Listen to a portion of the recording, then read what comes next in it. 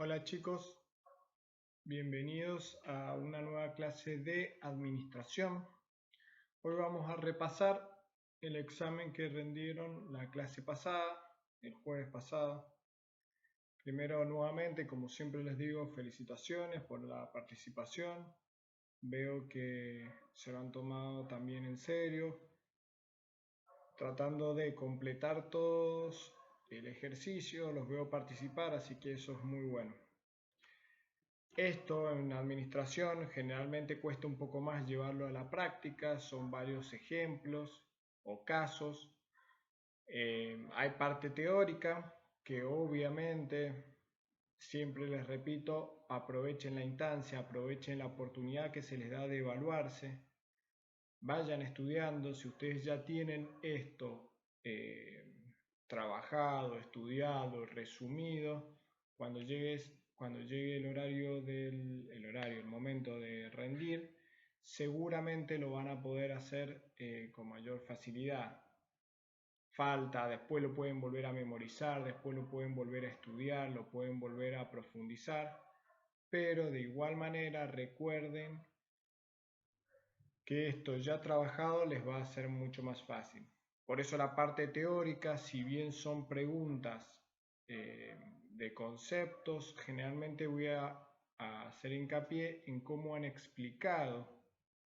No me sirve que lo copien de memoria, sino que lo expliquen con sus palabras. Obviamente si está textual no quiere decir que esté mal, pero tienen que saber que este tema, si lo entienden, administración es la partecita más fácil para poder aprobar.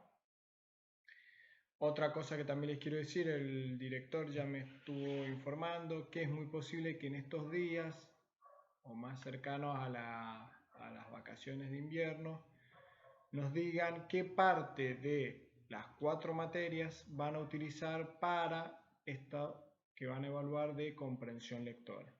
Por eso hago un poco hincapié en la comprensión de las consignas.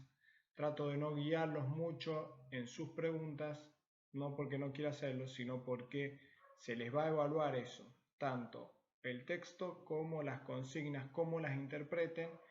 Por eso tenemos que seguir trabajando con los textos que están en el cuadernillo, y cuando se les presente estos pequeños prácticos de exámenes, también vean y traten de mostrar esta comprensión lectora, ¿sí?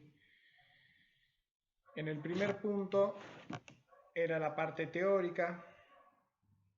La primera pregunta dice: ¿cuál es la primera clasificación de las organizaciones? Y que las expliquen. Nosotros recordemos que la primera parte divide a las organizaciones con fines de lucro y sin fines de lucro. A las con fines de lucro sí luego las divide según su dimensión, según su tipo, ¿sí? O propiedad de capital, y también las divide según su naturaleza. Entonces, en esta primera división o primera clasificación de las organizaciones tenemos que saber que con fines de lucro o sin fines de lucro. Recordando que con fines de lucro son las llamadas empresas, aquellas destinadas a tener una rentabilidad económica, y que esa rentabilidad económica la adquieren los socios y la distribuyen entre ellos, sin entrar en cómo es la estructura de una empresa, cuál puede ser su tipo, ¿sí? Pues de acuerdo al tipo societario que adopten. Sin entrar en eso, los socios en su mayoría o por el principio de empresa es obtener una rentabilidad, obtener una ganancia y luego poder distribuirla entre sus asociados. Ese es su fin. Y en cambio, las empresas sin fines de lucro tienen un fin altruista, ¿sí? Un fin en común, una rentabilidad social, en las cuales pueden obtener renta, ¿sí? O pueden buscar una ganancia, es decir, que lo que vendan supera el precio de costo o el servicio prestado, lo que cobren supera lo que nos salga prestar ese servicio, pero eso no quiere decir que busque una ganancia, sino que esa ganancia puede ser o debe ser reinvertida dentro de la organización para fomentar esta actividad que tenga o este fin social que tenga la organización. ¿Sí? Recordando que pueden ser las ONG u otras organizaciones cooperativas que tengan un fin social. Ese sería el punto número 1. El punto número 2 habla de cómo se clasifican a las empresas, ya hablando de las organizaciones con fines de lucro, cómo se clasifican las empresas de acuerdo a su dimensión. Entonces, en el primer caso encontramos a los microemprendimientos. Estos microemprendimientos, recuerden que es o está relacionado al saber hacer, ¿sí? A lo que cada uno tiene una habilidad o puede obtener un producto o lo puede conseguir más barato, entonces se dedica a vender ese producto o prestar un servicio. Generalmente los microemprendimientos sí son más relacionados con la producción o compra y venta de un bien. Pero estos microemprendimientos, el sentido que tiene es ese. Algo pequeño, que no tiene una estructura todavía de empresa, pero que es un pequeño proyecto de una persona, de dos a lo sumo. Ya cuando hablamos de la segunda etapa, la microempresa, esta microempresa ya tiene generalmente un núcleo familiar. Es esa familia, ese almacén, ese pequeño negocio, esa finca que produce alguna fruta, alguna hortaliza, ¿sí? Esos son pequeños casos donde no tiene estructura todavía de empresa, no adopta un sistema social o un tipo social, pero sí actúa como, o ya tiene una pequeña estructura, por lo menos un jefe y 2 empleados. Generalmente son, como dije, tienen un núcleo familiar, es decir, es un padre, un tío, un abuelo, los hijos, los primos.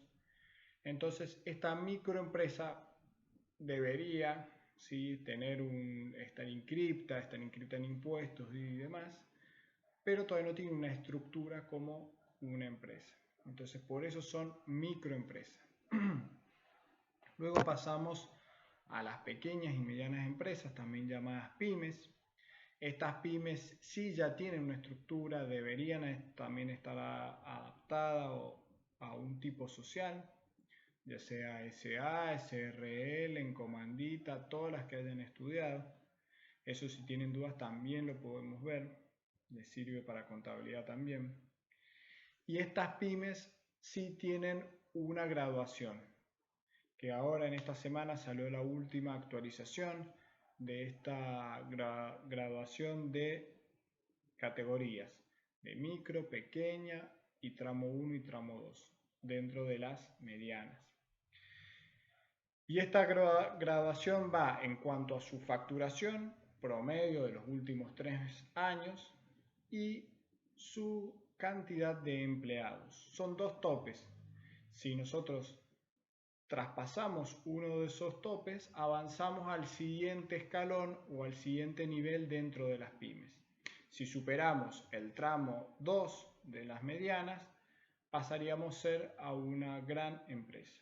Estas pequeñas y medianas empresas abarcan prácticamente el 70%, 80% de las empresas del país.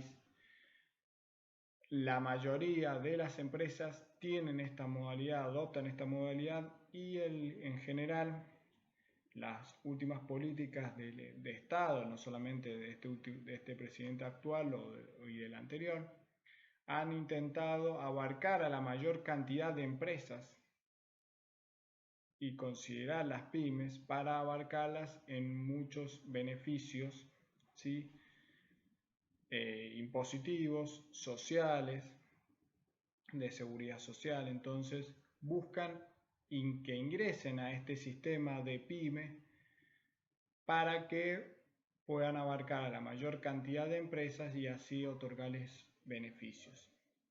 De hecho, esto también se los cuento a los monotributistas, creo que desde este año o desde fines del año pasado, también se los puede categorizar como una pyme. ¿Para qué? Para obtener este certificado de pyme y obtener beneficios. Pueden obtener beneficios también en los bancos, entonces es importante esta categorización de pyme. Pero a lo que a nosotros nos respecta en esta parte teórica, estas pymes son mucho más grandes o más, no podemos incluirlas en las microempresas que hablábamos anteriormente, sino que tienen un volumen de venta que encuadra en estas cantidades, en estos cuadros que pueden ver en el cuadernillo, lo pueden buscar por internet, y de acuerdo a la cantidad de empleados también siguen esos escalones de empresas. Algo que no sé si lo aclaré cuando lo expliqué, lo vuelvo a aclarar ahora. Si uno de los dos, tanto la facturación como los empleados, supera el tope, por uno de los dos, ya sea por superar la facturación o superar los empleados, puede subir subir un escalón, no bajar, ¿sí? Por uno de los escalones, o sea, por uno de los dos topes puede subir un escalón. Esto lo de los empleados sí ahora es tenido en cuenta, entonces es importante, si nosotros queremos conservar año a año una categoría, estar siempre encuadrados en esto, bueno, tanto en la facturación como en la cantidad de empleados. Y por último, la empresa grande es aquella empresa que ya no puede ser encuadrada como pyme. Es la gran diferencia. Cumple la misma función, tiene la misma finalidad, tiene una estructura mucho más grande, tiene sucursales en todo el país o afuera del país, puede ser una empresa internacional con una sucursal dentro de Argentina. Pero esta empresa grande, lo que la diferencia es que ya no puede ser encuadrada en estos límites que establece la ley y que estableció el Ministerio de Producción en cuanto a su facturación y al límite máximo de empleados. Estas empresas, como ya dijimos, no son muchas en Argentina, no representan un gran porcentaje, pero existen y existen sobre todo cuando son capitales extranjeros. Esa sería la pregunta número 2 en cuanto a la clasificación de acuerdo a su dimensión. Después habla de la número 3 dentro de la parte teórica, nombre y explique los entornos dentro de un macroentorno nacional. Este macroentorno nacional, recordemos que se divide en económico, ¿sí? En político, se divide también en sociocultural, se divide en tecnológico, legal y demográfico. El político relacionado a todas las variables macro, ¿sí? Que vamos a ver bien específico en la unidad 3 de economía. Cuando hablemos de inflación, cuando hablemos de desempleo, cuando hablemos de indicadores económicos que afectan a toda la economía, vamos a estar dentro del macroentorno nacional. Cuando hablemos de decisiones políticas, de repercusiones dentro del ambiente político, vamos a estar dentro del macroentorno también nacional. Difícil verlo en un microentorno el político. En general, el político es estas decisiones gubernamentales generalmente son del macroentorno. Me preguntaban el jueves pasado, no recuerdo en cuál de los turnos, cómo diferenciar el entorno político de un público de interés, que también lo podemos considerar al gobierno como un público de interés. Generalmente las decisiones que afecten al entorno político o las decisiones que se tomen dentro de la política, las uniones, la ideología política que también afecta a la economía o la parte social, van a ser del macroentorno. El gobierno, ¿cuándo va a ser un público de interés? Cuando se vea afectado o cuando una empresa cometa, por ejemplo, un delito, ¿sí? Entonces, el Estado, dentro de su poder coactivo, puede actuar para sancionar a esta empresa, ¿sí? Eso generalmente puede ser un público de interés. ¿Cuándo le interesa al gobierno? Por ejemplo, cuando una empresa exporta, bueno, el gobierno en parte le interesa, pero tienen que ser casos más puntuales. El macroentorno político va a ser decisiones que afecten a todo el país. El público de interés, gobierno, va a ser en un caso específico cuando a una empresa, lo pueden llegar a ver así, afecta al Estado, transgreda alguna ley. En esos casos podríamos ponerlo al gobierno como un público de interés. Aclaro eso porque lo recordé que me lo habían preguntado en alguno de los dos turnos. Luego pasamos al entorno legal. El entorno legal siempre relacionado al sancionamiento de una ley, de algún decreto, de alguna resolución general. Es bien marcado. ¿Por qué? O se simplifica en eso. ¿Por qué? Porque obviamente tiene un aspecto político y seguramente va a tener un aspecto o una repercusión económica. El sancionamiento de una ley, de una moratoria, de un proyecto, ¿sí? Pero tienen que entenderlo que cuando esté esa acción, cuando se vea reflejada una noticia en un título que estén analizando, siempre tiene que estar esa parte para que la puedan identificar de forma fácil. Si dice ese beneficio legal, el beneficio laboral, alguna moratoria, ¿sí? Voy acordándome de algunos ejemplos, siempre véanlo como un aspecto o un entorno legal. El entorno tecnológico, un avance, algo que siempre se ve para adelante, obviamente la parte tecnológica, cuando avanza, cuando hay una mejora, cuando se ingresan productos nuevos de otros países, ¿sí?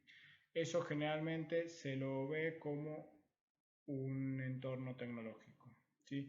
Puede ser un avance en medicina, algo que ahora también estamos esperando, puede ser una nueva tecnología, una nueva técnica de riego, por así decirlo, en los campos. Se me ocurre, ¿qué otro ejemplo? Una nueva forma de trabajar. Hoy por hoy la tecnología va orientada a la parte electrónica, entonces ahí es donde generalmente se ve, ¿sí? Luego, un entorno demográfico relacionado a variables más frías, más estadísticas. ¿Cuándo voy a ver un entorno demográfico? Cuando esté relacionado a un análisis o una estadística respecto a, por ejemplo, la cantidad de hombres o de mujeres en una empresa o en un país o que estén trabajando, ¿sí? La cantidad de personas que existan activas dentro de toda la población, que estén trabajando, que estén aportando a el sistema previsional, por ejemplo, a sus jubilaciones. Esa podría ser una típica noticia de un aspecto demográfico. Siempre son análisis de variables frías, de variables estadísticas. Véanlo así. Yo le trato de repetir o marcar palabras claves dentro de cada una de las clasificaciones para que ustedes, si las encuentran, las puedan relacionar, directamente ya se vayan a eso. O les sirva de forma que ustedes justifiquen. Porque ya les dije, hay noticias que algunos lo pueden tomar por este lado, lo pueden tomar por el otro. Cuando ahora repasemos las que yo les propuse, yo voy a considerar si está bien explicado, bien fundamentado, una buena aseveración, ¿sí? O lo puedo poner correcta, más allá de que sea distinta a la que yo propongo, ¿sí? Y por último, me queda el sociocultural y el climático. El sociocultural relacionado al entorno macro nacional, del entorno sociocultural relacionado a las costumbres, al accionar de la sociedad. ¿Cómo actúan? ¿Qué es lo que hacen? Cuando hay cambios en la forma de actuar, en la forma de expresarse, también podría llegar a ser, en la forma de que se acostumbra a trabajar. Hoy por hoy, una buena noticia del sociocultural sería que, debido a esta situación de la pandemia, la gente, o mejor dicho, los empresarios, deciden habilitar mayor cantidad o la posibilidad de tener mayor cantidad de horas de home office, ¿sí? Cuando nosotros vemos que el empleado que realiza tareas operativas o que realiza tareas administrativas, puede trabajar de la misma manera en su casa. Tal vez no para siempre, pero sí puede hacerlo. Porque antes, o está el pensamiento cuando ustedes comiencen a trabajar, de que el empleado siempre tiene que estar en el lugar de trabajo. Esta pandemia que nos obligó a trabajar desde la casa en la mayoría de los casos, es una gran muestra para un cambio sociocultural, un cambio en la costumbre de cómo estamos trabajando, un cambio en las costumbres de cómo queremos o cuál es la visión que tenemos del empleado. Entonces, esa podría llegar a ser un buen ejemplo de estos cambios socioculturales. Otro cambio sociocultural es que la mayoría de las personas, y esto también afecta a la parte económica, se va a vivir se va a vivir sola. Antes, las costumbres de nuestros padres era de que hasta que uno no se casaba, no estaba con una pareja estable, no se iba a vivir solo, permanecía en la casa de los padres. Hoy por hoy hay un gran cambio sociocultural que hace que cada una de las personas decidan cuándo irse, algunas a temprana edad, otras más tarde, de acuerdo a la situación y a la capacidad que tenga cada persona. Se pueden ir a vivir solo, con un amigo, con varios amigos. Entonces, eso es un gran cambio sociocultural que se ha dado ya desde hace varios años y cada vez se da un poco más. Y luego, por último, el climático. Este tal vez es el más fácil de identificar. Cuando el clima nos desfavorece, generalmente en la agricultura, en la ganadería, un accidente climático, un terremoto, un granizo, una tormenta, fuertes vientos, heladas, son todos casos de aspectos de este entorno climático que puedan afectar a nuestra empresa. Eso es un poco la explicación de cómo deberían haber explicado, puede ser con ejemplos, eso también lo voy a tener en cuenta, cómo pueden tener o explicar este macroentorno nacional. La cuarta pregunta de la parte teórica es realizar un esquema del enfoque sistémico de las organizaciones y explique cada una de las etapas. Este enfoque sistémico, varios han logrado, ¿sí?, hacerlo en la computadora, por lo cual se lo agradezco. Sé que algunos tienen más habilidad, otros menos. Otros lo enviaron por foto, entonces está muy bien la intención, valoro mucho la intención de que lo pudieran resolver. Este cuadro, resumiendo, es un proceso, ¿sí?, que comienza con las entradas, a todo aquello que ingresa a este proceso de actividades para llegar a un producto final o un servicio final. Ya dijimos que las entradas pueden ser capital, dinero, máquinas, todo lo que sea capital, todo lo que sea pueda aportar, puede ser un inmueble, pueden ser estanterías, puede ser el mismo negocio en sí, un fondo de comercio. Todo lo que ingrese en forma de capital es una entrada. También tenemos sistema de información, en donde nosotros tenemos el conocimiento, ya sea a través de profesionales, de alguien que conoce todo el proceso, de una persona que sabe organizar. Todo lo que sea un ingreso a la empresa forma también parte en cuanto al conocimiento y en cuanto a información como otra entrada dentro de este proceso. Obviamente también tenemos personal, alguien que lo ejecute. Tenemos los encargados de personal o el encargado de recursos humanos. Tenemos materia prima, ¿de dónde se va a elaborar el producto? ¿Cómo voy a prestar el servicio? De alguna manera necesito que ingrese esa materia prima que va a ser transformada durante el proceso. Y el proceso en sí es ese conjunto de actividades secuenciales, por eso es un enfoque sistémico. Son actividades secuenciales una tras otra para que llegue al producto final. Recordando siempre, me olvidé, que estas entradas las proporciona los proveedores. Cada una tiene sus proveedores. Cada una alguien nos lo vende, por eso son proveedores nuestros. Y este conjunto de actividades tiene que ser secuenciales. Vimos algunos ejemplos donde son bien marcadas las etapas. Hay algunos que se dan de forma simultánea. Hay otros que son una o dos etapas durante un largo tiempo y después varias en forma simultánea previas a la salida, ¿sí? a llegar al producto final o al servicio, a la prestación del servicio. Puede ser que sea una sola actividad, un servicio de transporte, una sola actividad. Generalmente es acompañada con algún servicio de comida, si un transporte de larga distancia. Pero por ejemplo el transporte del micro es simplemente el transporte, conducir y prestar el servicio de transporte. Pero es una o más actividades realizadas en forma secuencial. Y llega hasta esta salida, que puede ser un bien o un servicio. El producto o el resultado de ese conjunto de actividades que previamente se realizaron. Hasta la salida es todo el proceso. ¿Esas salidas a quién van? ¿O quiénes las consumen? Los clientes. Los clientes son a quienes nosotros, como empresa, le brindamos ese bien o ese servicio.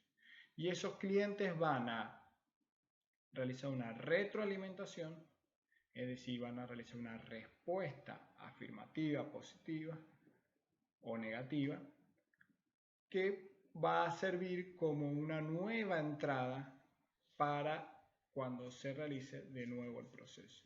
Ya les he dicho que la retroalimentación puede ser positiva en el caso de una recompra o una respuesta afirmativa cuando recibo el producto o el servicio. Hoy, por ejemplo, hice un reclamo en la tarjeta de crédito. Y todos estos 0800 o estos canales de comunicación tienen su encuesta. Termina la charla, el reclamo o el pedido, el servicio, lo que sea, y está la encuesta. ¿Por qué? Porque para ellos es muy valorable esa encuesta. A veces cuando uno termina enojado lo primero que hace es cortar. Pero esa encuesta, si nosotros la llenamos, sirve, ya sea si estamos contentos con la prestación del servicio, con ese canal de comunicación, como si no estamos contentos. Sirve. Capaz que pensamos que ponerle todo mal en la encuesta no queda nada, pero en algún momento o por algo sirve esas encuestas. ¿Por qué? Porque es esa retroalimentación del cliente que de alguna manera siempre llega. Igual que, por ejemplo, van a tener en la facultad, cuando ya vuelvan a las clases presenciales, van a tener siempre, antes de terminar la materia o del curso a la materia, una evaluación del docente, en donde se puede evaluar cómo dio sus clases, si se le entendió, si fue responsable, si era educado, si preparó el tema. Bueno, esas encuestas parecieran que son anónimas, en la facultad se los cuento, pero siempre sirve. ¿Por qué? Porque si un profesor reúne cierta cantidad también de malas encuestas, y bueno, a alguien, al jefe de la cátedra, debe prenderse una luz y decir que algo está fallando con el profesor. Entonces, todas estas retroalimentaciones que ustedes encuentren a lo largo de toda su vida siempre sirven para iniciar nuevamente este proceso. Con eso finalizamos la parte teórica. Pasamos a la parte práctica, en donde tenían dos empresas que debían clasificar o establecer su propiedad, su naturaleza y su tamaño, y explicar por qué. El primer caso era Vinos Estancia Mendoza, una empresa privada, ¿sí? ¿Por qué? Porque sus dueños o el capital fue aportado por particulares, ¿sí? Con eso solo, así de simple, así de corto, pueden definir esa parte. Es privada, no pertenece el capital al Estado. Pueden negarlo o pueden decir por qué es privada. Luego, su naturaleza. Yo la categoricé como industrial, ¿sí? Manufacturera. ¿Por qué? Porque va a elaborar, va a recibir una materia prima, que es la uva, y va a elaborar un producto final. Lo va a transformar mediante un proceso. Acá unimos con lo que hablábamos recién. Unimos este proceso y elaboramos un producto final. Por eso es manufacturera. Y como tamaño, un poco esto va al sentido común. No es un microemprendimiento, es una marca reconocida. No es una microempresa. Podría llegar a estar la duda entre que si es una pyme o una empresa grande. Yo creo que por el volumen de venta, por ser una empresa nacional, es pyme, ¿sí? Por su volumen de venta, por su cantidad de empleados, esas son justificaciones válidas para determinar o justificar eso que han anotado. Luego tenemos a Netflix. Netflix obviamente es una empresa privada, es una empresa internacional, por lo cual el tamaño yo lo pondría claramente en una empresa, en una gran empresa, ¿sí? Una empresa internacional que tiene sucursales en varios países y obviamente es una empresa de servicios, presta el servicio de asistencia y de facilidad para poder ver series, películas. Y por último, como ya dije, pero también es una gran empresa, ¿sí? Por tener sucursales o por prestar el servicio en casi todo el mundo, es categorizada como gran empresa. Pasamos al punto 2. El punto 2 son algunas noticias en donde usted tiene que clasificar qué tipo de entorno es. El primero dice, panaderos acusan a productores de harina de que no están cumpliendo con los pedidos realizados en época de cuarentena. Esto claramente lo coloqué para que vieran un entorno o un microentorno de proveedores. Estos panaderos que se ven afectados porque las personas que le venden su materia prima no están cumpliendo con los pedidos, algo que generalmente ha sucedido en esta época. Por eso yo colocaría a el microentorno proveedores. Después dice, la segunda dice, Garbarino y Frávega se debaten por ser líderes en el mercado local. Dos empresas de electrodomésticos, dos empresas de electrónica que compiten, ¿sí? Ya son competidores. Ahora, ¿son actuales? ¿Son sustitutos? ¿Son potenciales? Si están tratando de buscar o de liderar un mercado, son competidores actuales. Ese es el microentorno. Luego dice, el Banco Nación amplía su cartera de préstamos para afrontar la crisis económica. Un público de interés, alguien que está vinculado con la empresa, ¿sí? O con varias empresas, que yo colocaría como un público financiero, ¿sí? Dentro de los stakeholders, un público financiero. Luego la siguiente es, los vecinos de la empresa metalúrgica se quejan por la contaminación que realiza la industria. Estos son vecinos de la organización, otro público de interés, y yo lo colocaría como un público local, alguien que está cerca de la organización. No necesariamente son clientes, sino que son personas que rodean a la organización y sufren esta contaminación. Por eso sería el público local. Luego tenemos el Estado Nacional realizó importantes anuncios que ayudan o que ayudarían a las empresas a superar esta crisis. Esto un poco relacionado a la distinción que yo había hablado como gobierno y como macroentorno, ¿sí? Político. Esta yo la coloqué como para que fuera gobierno, ¿sí? Otro público de interés que sea del gobierno. Si alguno me colocó entorno macro político y con la definición o la explicación que realicé anteriormente se entiende más que es macro. Entonces, cualquiera de las dos son correctas. Y por último dice, con la incursión de productos light, disminuyó el consumo de productos con azúcar. Acá varios me han puesto clientes. Si bien puede adaptarse a un cambio en la forma de consumir el producto o de lo que yo estoy consumiendo, o aquello que la gente se inclina por, o un cambio cultural podría llegar a ser también, pero la gente lo que se inclina a elegir un producto sin azúcar a un producto con azúcar, yo la elaboré o el resultado, la respuesta que yo busco es que coloquen competidores sustitutos, porque no es el mismo producto, pero sí tratan de cumplir la misma necesidad. Por eso serían competencia sustituto. Vuelvo a repetir, algunos ejemplos algunas otras respuestas las voy a tomar. Por ejemplo, si me hubiesen puesto climático y me parece que no va de la mano.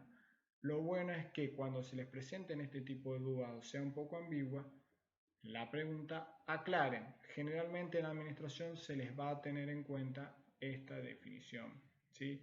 O estas aclaraciones. Ese por el lado del punto número 2. Obviamente son todas como las había elaborado para que coloquen microentorno. Todas las fuerzas analizadas pertenecen al microentorno. Y vamos al último ejercicio en donde ¿qué es lo que tienen que hacer? Colocar de 3 empresas, tienen que colocar quiénes son sus clientes, quiénes son sus sus competidores, sus proveedores y su público de interés.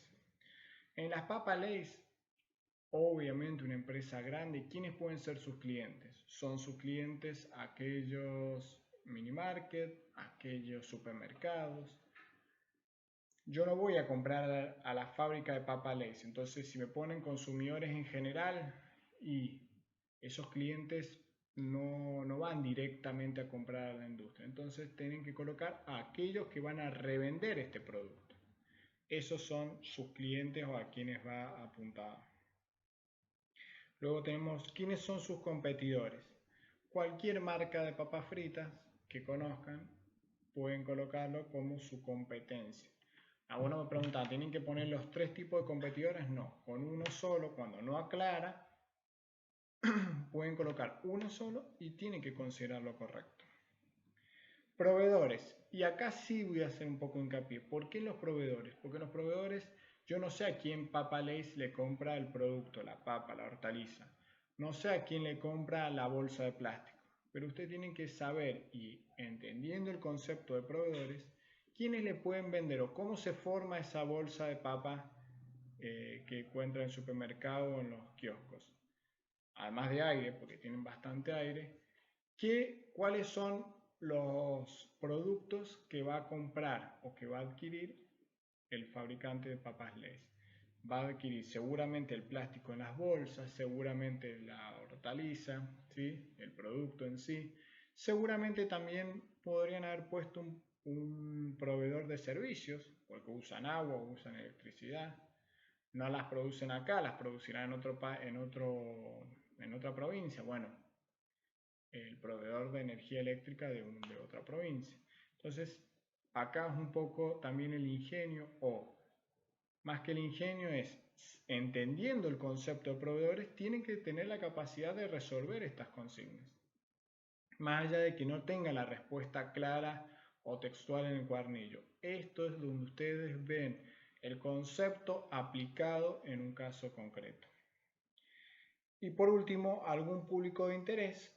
Puede ser la comunidad en general, puede ser el público local, puede ser como ya hablábamos, del gobierno, ¿sí? Cuando transgrede, cuando incumple alguna norma. Puede ser los medios de comunicación, cuando hay una propaganda, cuando hay alguna mala prensa de este producto. Esos pueden ser pequeños ejemplos de los públicos de interés. Coca-Cola, otra empresa de gran envergadura. Yo no vuelvo a repetir, a la empresa de Coca y compro Coca, entonces sus clientes vuelven a ser supermercados, almacenes, distribuidores. Su competencia, claramente, cualquier otra marca que no sea Coca-Cola, pongamos Pepsi, pongamos otras marcas conocidas. Sus proveedores, y volvemos otra vez al ejemplo, el envase, la botella, la tapa, su etiqueta, los productos, la materia prima de la Coca-Cola, que no sabemos cómo es la receta. Entonces, todos esos, aquellos que le provean esos productos, son sus proveedores. Volvemos al caso de los servicios, como otro ejemplo. Y el público de interés puede llegar a ser, o vi o leí varios que me pusieron públicos de acción ciudadana, donde sepamos que Coca-Cola contamina porque desecha las botellas o tiene muchos residuos que no los trabaja o no los recicla. Bueno, puede ser un público de acción ciudadana. Algo que nosotros establecemos un supuesto basado, entendiendo y trabajado el concepto de público de interés, público de acción ciudadana. Es eso lo que uno trata de buscar en estos tipos de ejercicios, que algunos ya lo hemos resuelto, otros pueden ser nuevos, pero si entienden el concepto y lo tienen claro, lo pueden perfectamente resolver. Y por último, Bodega Zucardi, un cliente, quienes pueden ser vinotecas, pueden ser estas casas que venden alcohol, ¿sí? Como Go Bar, distribuidores, pueden ser también supermercados, pueden ser mayoristas. Un competidor actual, cualquier otro vino, cualquier marca de vino que conozcan, ya sea al nivel de Zucardi o menor, porque puede ser un competidor sustituto. No está al mismo nivel que Bodega Zucardi, pero cumple la misma función o satisface la misma necesidad. Luego tenemos los proveedores, y acá sí vuelven a tener proveedores de botella. Pueden investigar las empresas que provean o que venden botellas acá en Mendoza o en otra provincia. Pueden decir fábrica que elabora corchos, pueden decir la misma bodega generalmente es la que produce, pero también estas bodegas que tienen gran volumen de venta compran uva de otras fincas, productores cercanos, fincas cercanas, fincas del Valle de Uco. Bueno, son todos ejemplos de proveedores. Y público de interés, nuevamente pueden ser financieros. Hay un ejemplo que no pusimos un ejemplo. Aquellas empresas, aquellos bancos que Bodega Zucardi va y solicita un préstamo. Bueno, ese es un banco como un público de interés. Medios de comunicación a través de la prensa, de la difusión de este producto, son ejemplos que yo les doy, pero ustedes, si lo han sabido capitalizar, si lo han sabido utilizar, la información, esta teoría, lo pueden adaptar a cualquiera de estas empresas. Traté de poner empresas grandes, empresas bien conocidas, para que sea más fácil imaginar o suponer estos ejemplos. Hasta acá el ejercicio. Las notas no están hoy, van a estar próximamente, si Dios quiere, el jueves que viene o el fin de semana que viene.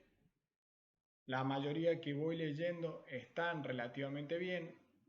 No es para que se relajen, la administración es un poquito más fácil, pero la pueden ir resolviendo, trabajando, como ya dijimos al principio de la clase, y dejándola lista, cosa de que cuando llegue el momento de rendir, lo pueden resolver fácil y rápido. Hasta acá la clase de administración, nos vemos la clase la semana que viene.